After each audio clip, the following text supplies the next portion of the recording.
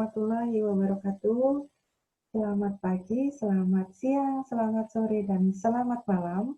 Kita bertemu lagi ya di mata kuliah aspek hukum dalam bisnis, dan kali ini saya coba untuk bisa memberikan materi perkuliahan di ruangan pribadi saya, dan silakan nanti kalian semua bisa mempelajari dengan baik selain dari materinya.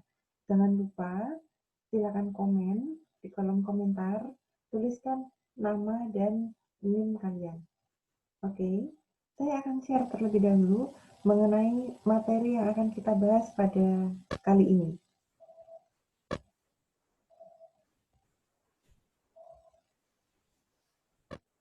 Ini dia materinya.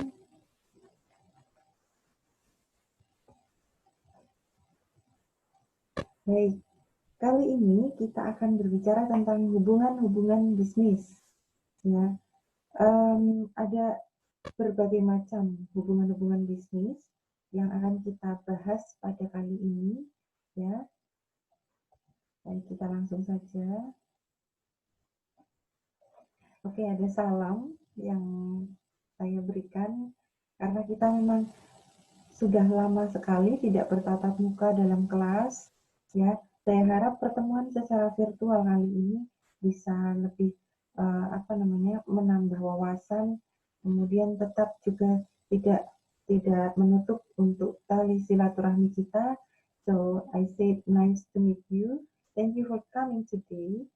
Terima kasih untuk mampir ke channel saya dan belajar bersama dengan saya di sini. Ya, semoga semua mahasiswa selalu dalam keadaan sehat dan bahagia. Ya, ini dia. Kita langsung masuk ke dalam materi kita pada kali ini, yakni hubungan-hubungan bisnis. Sebenarnya apa sih hubungan bisnis itu? Apa itu hubungan? Dan apa itu bisnis? Sepertinya semua para mahasiswa sudah sering mendengar ya, apa itu hubungan dan apa itu bisnis. Baik, hubungan diartikan sebagai interaksi antara dua orang atau lebih yang memudahkan proses pengenalan satu sama lain. Jadi kalau para mahasiswa ada interaksi, memiliki interaksi dengan dua orang atau lebih, katakanlah mungkin yang paling gampang temannya gitu ya. Ya, ini disebut dengan hubungan.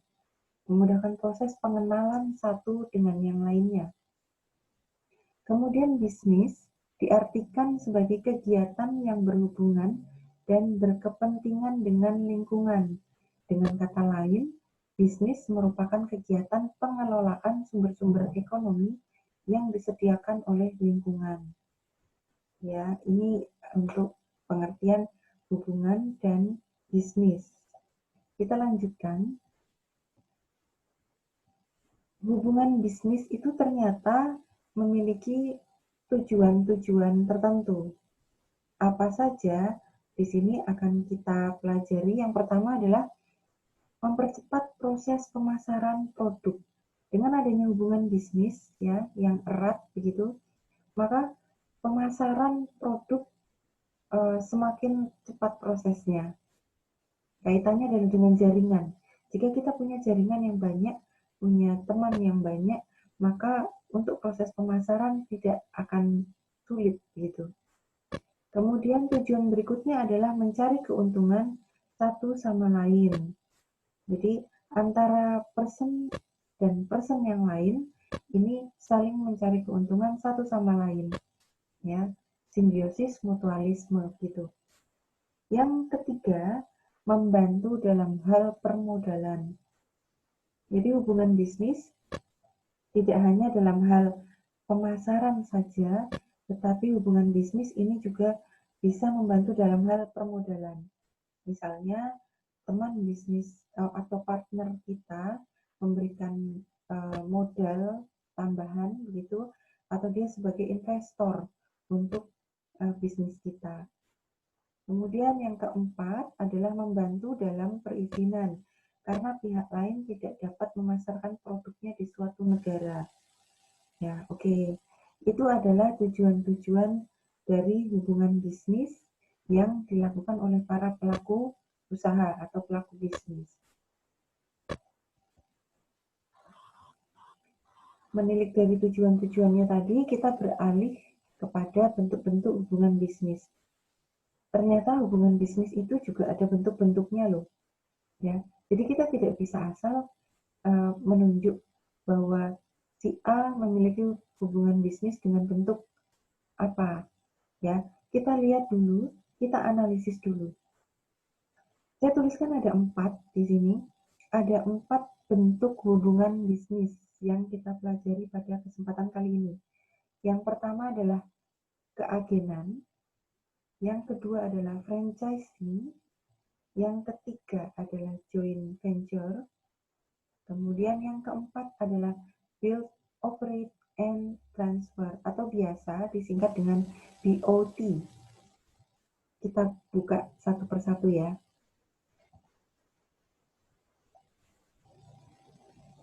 Ini dia untuk keagenan atau distributor. Agen atau agent yaitu perusahaan nasional yang menjalankan keagenan. Ya, perusahaan nasional berarti dalam negeri gitu.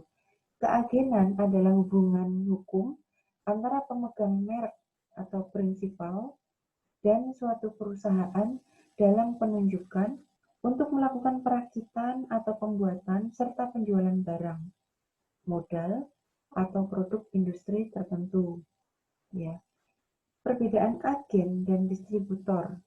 Sebenarnya ada apa ya, istilahnya orang menganggap sepertinya sama agen dan distributor, tapi ternyata berbeda. Agen adalah seseorang yang diberikan kuasa bertindak untuk atas nama orang atau pihak prinsipal untuk melaksanakan transaksi ke pihak lain. Sedangkan distributor ini bertindak untuk dan atas nama dirinya sendiri. Oke ya, semoga bisa dipahami. Itu bedanya. Dalam keagenan ternyata seringkali terjadi sengketa-sengketa atau permasalahan atau perselisihan. Yang pertama, perselisihan yang disebabkan tentang tata cara pengakhiran.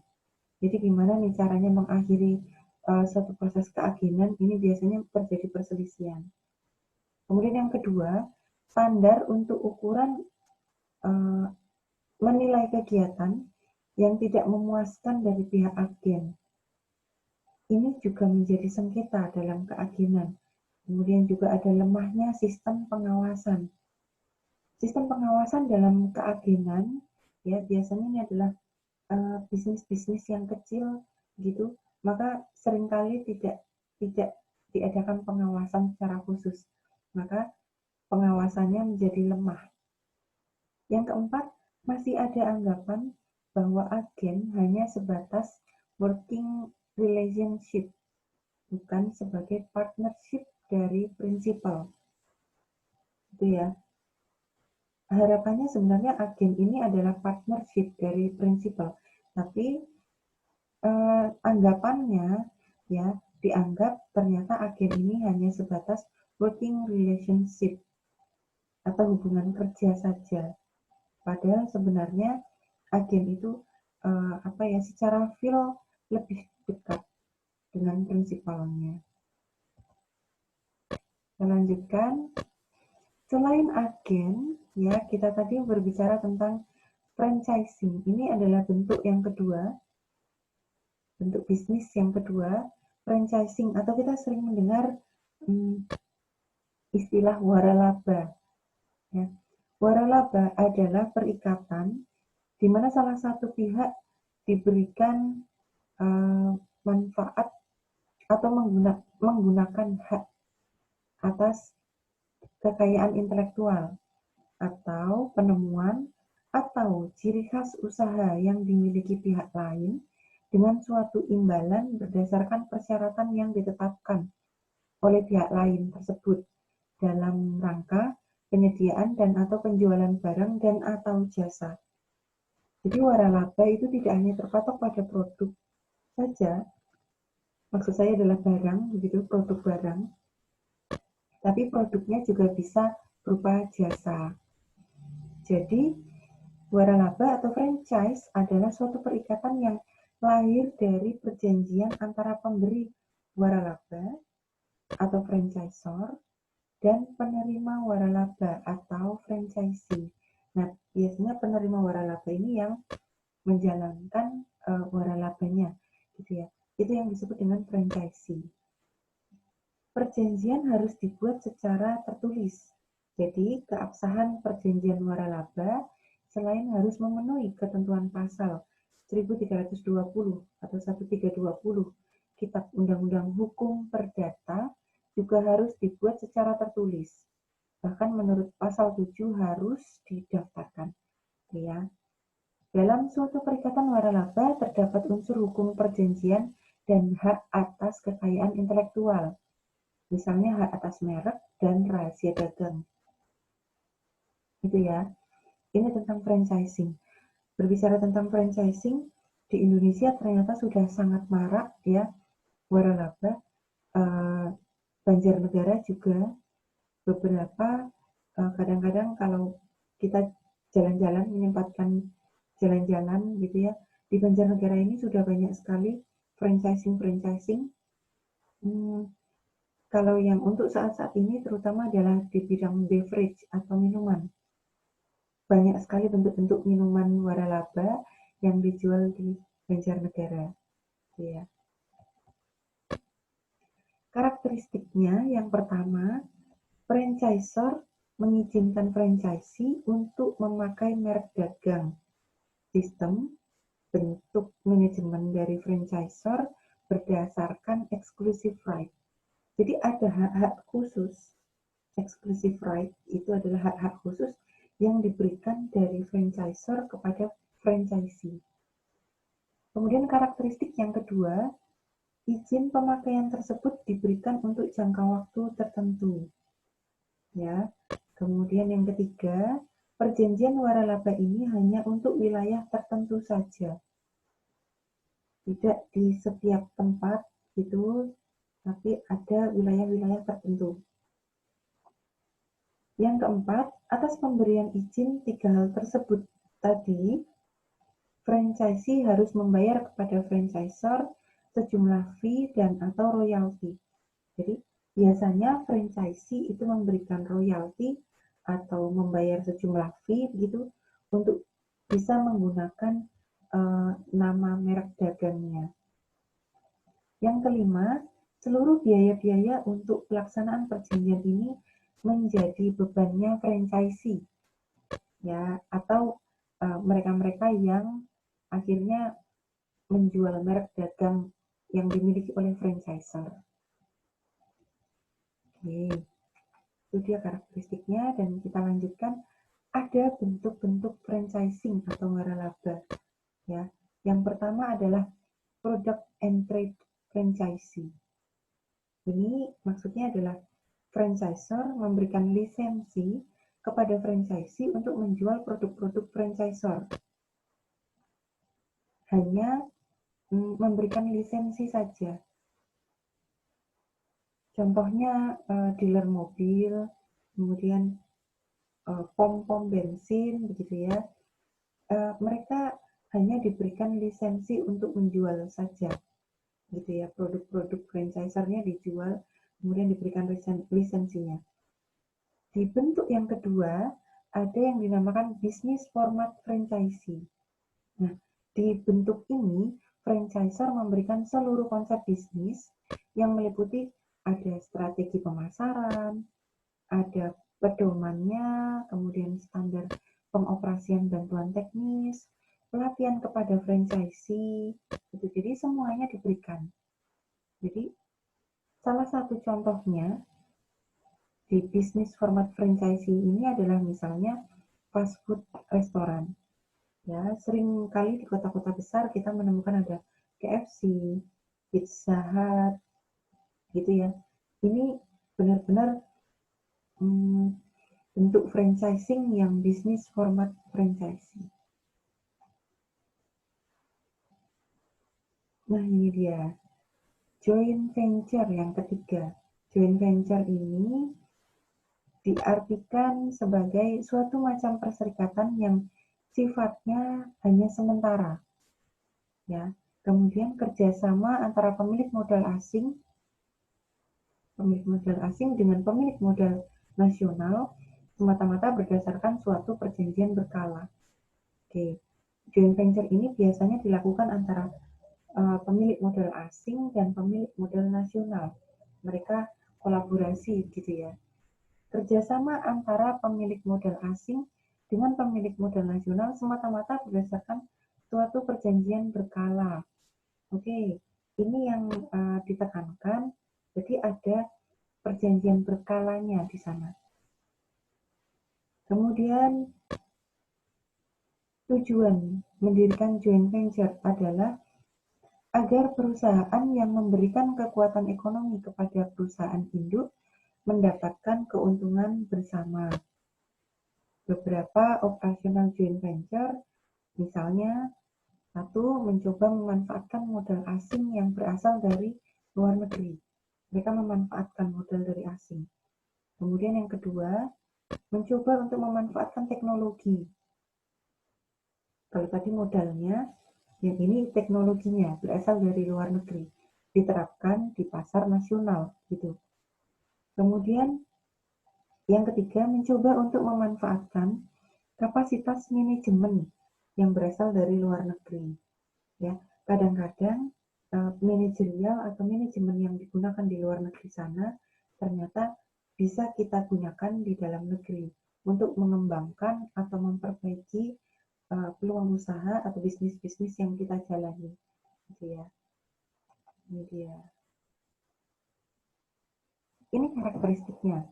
Jadi joint venture seperti bentuk-bentuk bidang usaha, bentuk-bentuk usaha yang lain, joint venture juga punya karakteristik. Yang pertama, adanya perusahaan baru yang didirikan bersama-sama oleh perusahaan lain.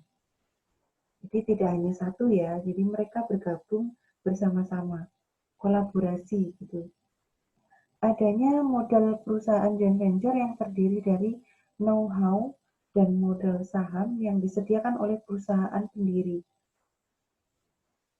Kekuasaan dalam joint venture sesuai dengan banyaknya saham yang ditanam oleh masing-masing perusahaan pendiri. Maka nanti pembagiannya pun juga disesuaikan dengan banyaknya saham.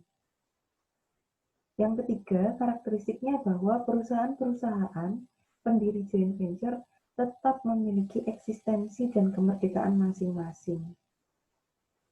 Oke, ya.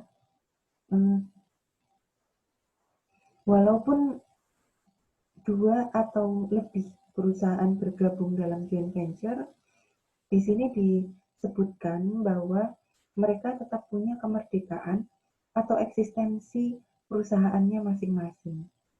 Gitu. Tidak kemudian bergabung, membaur, melebur gitu, tidak. Alasan joint venture. Oke. Ini ada contoh salah satu perusahaan ya yang menerapkan joint venture. Mereka melakukan kolaborasi, misalnya adalah perusahaan Nestle dan perusahaan Indofood. Mereka bergabung nih dengan alasan-alasan yang pertama, untuk mengambil alih suatu perusahaan yang sedang berjalan dalam upaya memperluas suatu pasaran. Jadi kegiatan pemasaran itu sebaiknya tidak hanya berhenti di lingkup lokal saja. Maka untuk memperluas, melakukan ekspansi gitu, salah satunya adalah dilakukan dengan joint venture. Kemudian untuk memperoleh keuntungan-keuntungan pajak, untuk mendapatkan sumber-sumber baru bagi barang-barang, untuk memperoleh cadangan uang tunai. Nah ini biasanya untuk bisa apa ya istilahnya patungan atau investor gitu ya, maka akan ada cadangan-cadangan uang tunai yang bisa digunakan untuk operasional ke depan. memajukan perusahaan. Kemudian, karena di satu pihak perusahaan joint venture secara mutlak harus memiliki bentuk hukum atau perseroan terbatas atau PT ya, sehingga mensyaratkan adanya perimbangan kekuatan modal yang jelas. Itu tadi untuk memperoleh cadangan uang tunai. Kemudian ingin membangun perusahaan yang lebih kuat. Itu alasan dari joint venture. Selanjutnya, adanya pembagian biaya dan risiko, kemudian memperbaiki akses sumber finansial atau modal, adanya akses menuju teknologi dan pelanggan yang baru. Ya, jadi di sana nanti akan ada pertukaran teknologi, kemudian pelanggannya juga bertambah. Kalau tadi misalnya nih, hanya Nestle saja dan hanya Indofood saja, maka ketika dua perusahaan ini bergabung, konsumennya menjadi semakin besar. Kemudian akses menuju praktek manajerial yang lebih inovatif. Harapannya, maka dengan kolaborasi dari satu perusahaan menjadi 2 atau 3 atau lebih ya perusahaan, maka inovasi-inovasinya semakin banyak, semakin berkembang lagi ya. Kemudian pertimbangan ekonomi dan keuntungan. Ini jelas ya, ada di biaya dan resiko, kemudian juga di laba atau profitnya.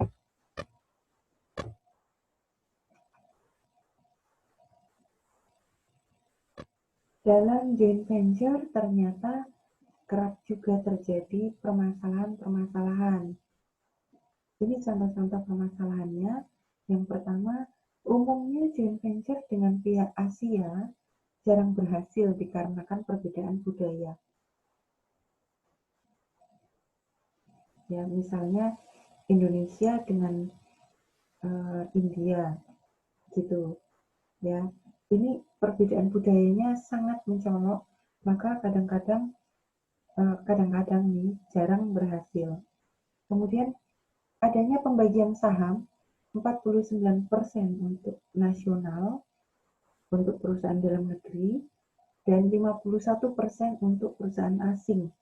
Membuat perusahaan asing dapat mengambil keputusan penting.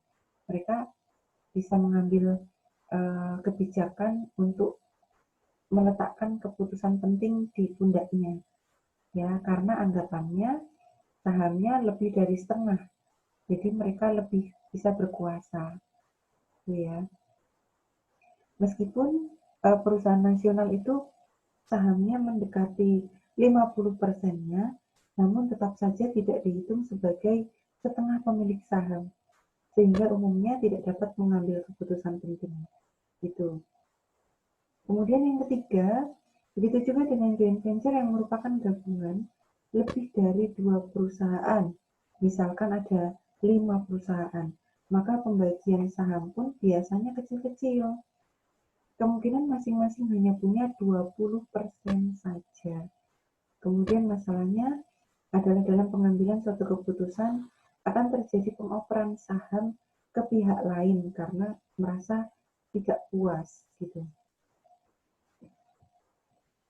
Yang keempat, yang bermasalah lagi adalah bila joint venture dengan susunan 50-50 ya, 50% 50%, maka keputusan tidak dapat diambil.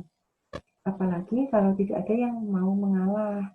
Karena itu jangan pernah membuat joint venture dengan susunan yang sama rata seperti itu. Itu tidak dianjurkan gitu ya. Ini yang keempat atau yang terakhir adalah bangun guna serah atau build, operate, and transfer. Adalah bentuk perjanjian kerjasama antara pemegang hak atas tanah dengan investor yang menyatakan bahwa pemegang atas tanah memberikan hak kepada investor untuk mendirikan bangunan selama masa perjanjian bangun guna serah. BOT yaitu pemanfaatan barang milik atau kekayaan negara atau daerah yang dilimpahkan pengelolaannya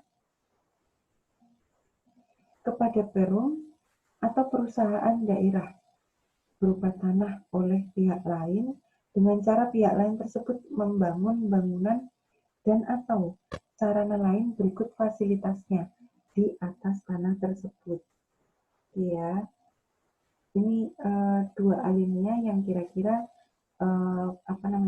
pengertiannya tidak berbeda jauh. Ini tentang BOT atau Build, Operate, and Transfer. Di Banjarnegara pun juga terjadi BOT ini, misalnya di daerah Semampir, ya, daerah Semampir kita lihat jalan di sana dulunya adalah jalan rel kereta api milik PT KAI, gitu ya. Hingga sekarang ternyata bangunan rel ini tidak difungsikan atau tidak diaktifkan, gitu, dan kemudian digunakan untuk para pelaku usaha yang pada akhirnya mendirikan bangunan di atas tanah milik PT KAI.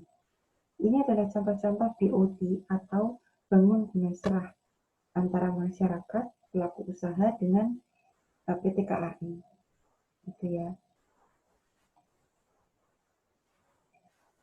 Baik, kita lanjutkan dengan kewajiban pihak pertama dan pihak kedua dalam perjanjian guna serah atau BOT. Pada pihak pertama, kewajibannya adalah menyiapkan dan menyerahkan tanah sebagaimana dalam keadaan kosong dan bebas dari ikatan hukum dengan pihak yang lain. Ya, memastikan bahwa tanahnya dalam keadaan kosong. Kemudian membantu kelancaran pengurusan dan penyelesaian hak guna bangunan atas tanah tersebut tercatat atas nama pihak kedua, serta membantu kelancaran kepengurusan penyelesaian perizinan-perizinan dalam rangka pendirian sarana yang diperlukan. Kewajiban yang dimiliki tidak hanya pada pihak pertama, tapi juga pihak kedua.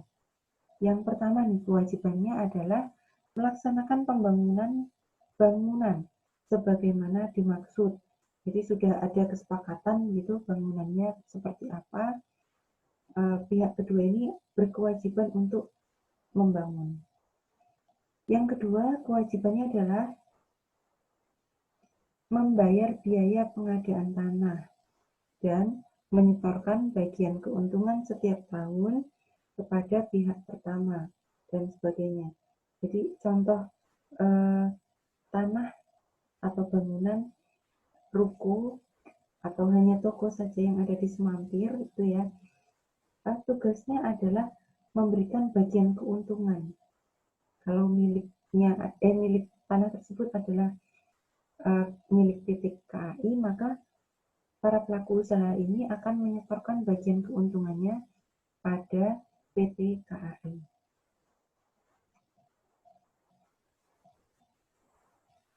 Oke, ya saya rasa materi kita tentang hubungan-hubungan bisnis sudah cukup sampai sekian. Ya, ada sedikit kata mutiara yang saya selipkan untuk stop wishing but start doing. Artinya berhentilah berharap dan mulailah bertindak. Itu ya. Maka dengan ini saya rasa terima kasih karena telah mengikuti perkuliahan aspek hukum dalam bisnis di pertemuan kali ini. That's all. Thank you very much for your attention. Sampai jumpa pada pertemuan berikutnya. Jika ada pertanyaan, silakan tuliskan di kolom komentar atau Anda bisa menuliskan di classroom, ya, di kelas aspek hukum dalam bisnis. Atau you can find me at ratnasuryani.wordpress.com, ya. Atau juga silakan bisa datang ke STI Taman Siswa Banjarnegara, itu bertemu dengan saya dan kita akan ngobrol-ngobrol langsung tentang aspek hukum dalam bisnis. Baik, demikian ya yang bisa saya berikan. Tetap semangat di kala pandemi ini, tetap sehat, jaga kesehatan, jaga pola makan, tetap berdoa, tetap beribadah dari rumah. Saya kira sudah cukup. Selamat pagi, selamat siang, selamat sore, dan selamat malam. Wassalamualaikum warahmatullahi wabarakatuh.